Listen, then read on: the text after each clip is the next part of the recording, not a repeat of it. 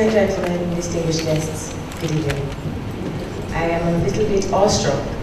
It's not normal because I'm usually quite fond of public speaking.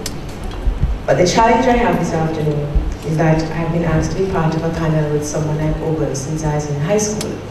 And that person is no one other than Dr. Brian Meeks. It was Dr. Meeks who introduced the concept to me of being a political scientist. I had no idea that you could study politics until I heard Dr. Meeks on JBC at the time, analyzing the aspects of politics, and I fell in love with the concept of politics and political scientists. And it was Dr. Meeks who inspired me. When I got to the university, I didn't understand the values of looking at economic factors and assessing social things and making a study of that. And there was research methods in political science, and there was Dr. Harriott. So I'm quite esteemed this afternoon to be part of a panel with two gentlemen who I believe have influenced me politically. On the other hand, as Uncle John has told you, I had the distinct pleasure of being a member of his constituency and observing how he operated as a member of parliament. And it was his actions that reminded me how important it was for leaders to be accessible.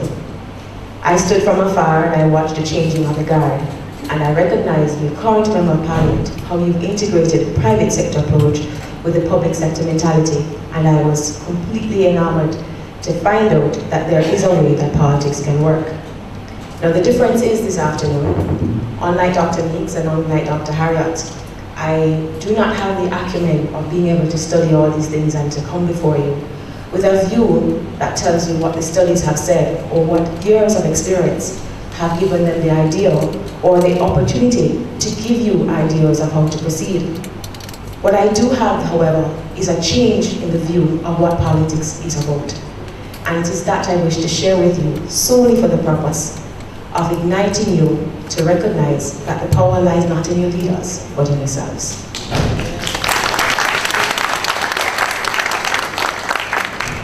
In 1994, I had no idea what the difference between the People's National Party and the Jamaica Labour Party was.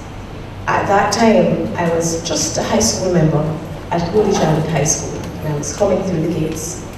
And there was a function on in the Holy Cross Church, the auditorium. And being a troublesome schoolgirl, you walk past the auditorium and you peep inside.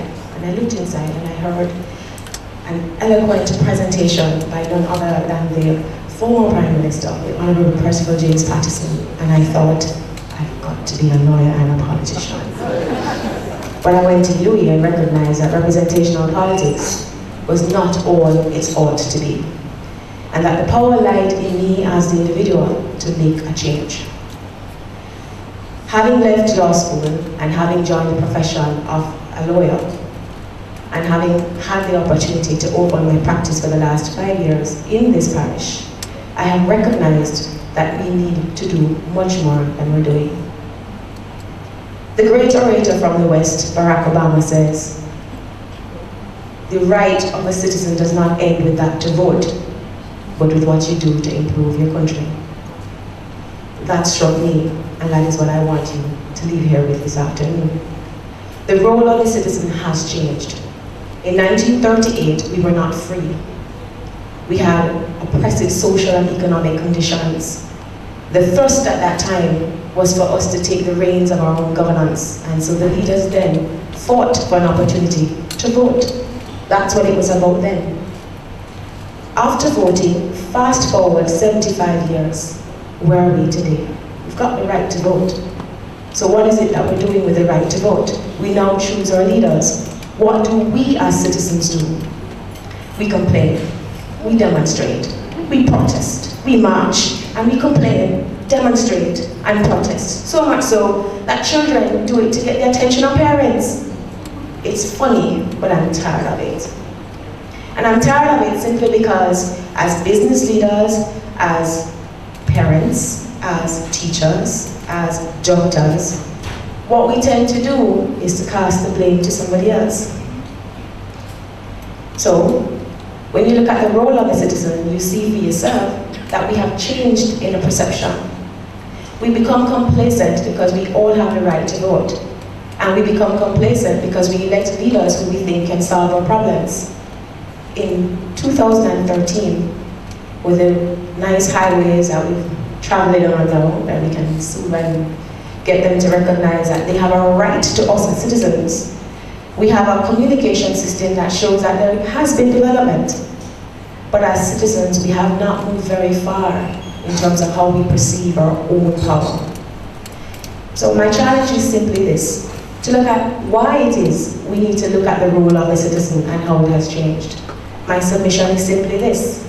We have to look at it because unless we assess the power within ourselves to change, no matter who leads you, we're going to be in the same place.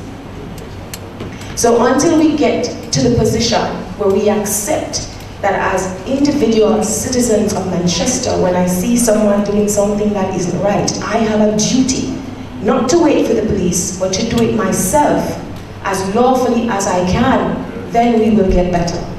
What it means is that when we see deaf persons who are unemployed, we employ them and give them an opportunity to learn a trade.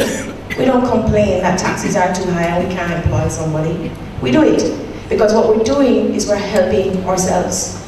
We don't complain about the discipline of children. We discipline our own children and our neighbors' children so that we can stop complaining about what happened at schools.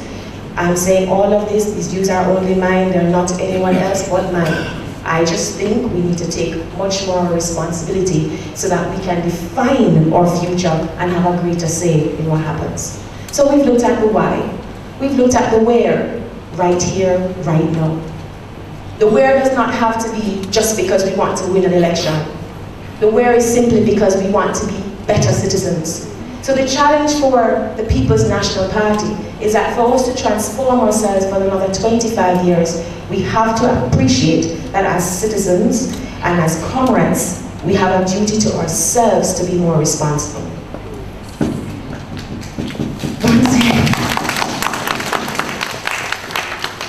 Having looked at the why, we looked at the where, we're going to look at the how. How do we do this? Let's ignite the spirit of volunteerism. We need to stop thinking that we need to be paid to do the right thing. If we sit on boards as a professional, it's your work. Don't collect the money, put it towards something. If it is that you have a school and you don't have enough teachers and you are a retired teacher, donate your time. You have an old house somewhere, we have children walking on the road for the summer, put something together, have a program. We do not have to be paid to do good. Once we start having that mindset and we start inspiring the spirit of volunteerism, there's no way we can blame ourselves for not having a bright future. That is my submission as to how it is we can get there.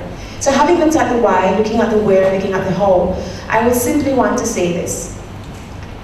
When we change our mindset and accept that we can no longer look at our leaders to ignite change, but we accept that we are responsible for the change and start looking at how we can inspire our children. And I look across, and I was afraid to say it to Dr. Meeks because I was still sitting beside him wondering, oh my gosh, I'm really sitting beside Dr. Meeks. So I didn't really get to tell him what I was thinking and to ask him his view. But when I look at the cross-section here this afternoon, I am a little bit concerned. Concerned because the persons who need to be here to tell you how to make the change are not here. You are all persons who understand the desire for change and who've done something. What we need to do is start having our own little programs. Not programs simply because you want to tell people that you need to come out and vote. Let them understand the value of service. And if I am wrong, tell me I'm wrong. But as far as I'm aware, the foundation of this party was built on a belief in nation and not self. It was a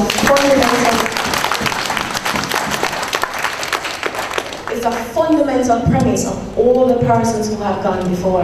It was about nation. It wasn't about me. It was about being and defining a Jamaica that is not just a fit and proper place to live and work in 2030, but a fit and proper place to work today.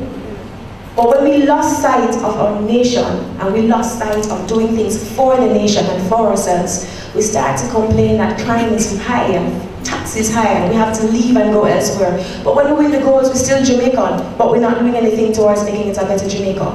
So we celebrate in the moments of glory, but we do nothing to put our backs to it to make sure that it continues. So if there's nothing you remember from me this afternoon, it is simply this. Our role as a citizen has changed in Jamaica 2013.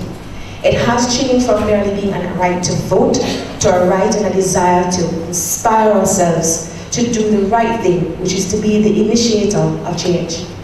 If we can do that, then there is absolutely no doubt that we will have a brighter future, and we will have a Jamaica in 2030 in keeping with our vision of being the place to live and work and raise children. I thank you.